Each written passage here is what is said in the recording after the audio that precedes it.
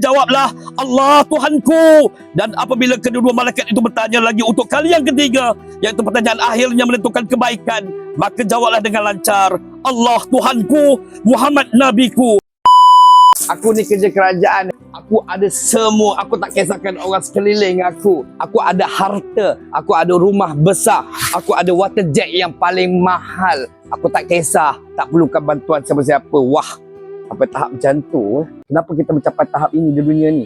Sebab doa seorang ibu. Tapi kalaulah sampai mak kita yang dah pergi meninggalkan kita, gamak kita disebabkan rasa salah faham dengan orang sekeliling, kau silap sebenarnya.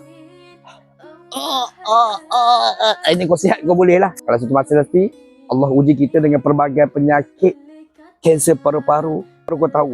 Inilah orang yang akan menjaga kita ni. Adik-beradik kita lah yang akan bersusah payah dengan kita. Sekarang kita buang dan satu masa nanti berbalik. Apa yang kita lakukan, anak-anak kita akan melakukan kita seperti mana kita lakukan. Berbaiklah kita dengan semua orang di sekeliling kita. Kita tak tahu perjalanan akhir kita macam mana. Kalau korang punya kereta berjutaan ringgit untuk dipoliskan, bawa datang di sini, aku sendiri yang akan buat special untuk korang.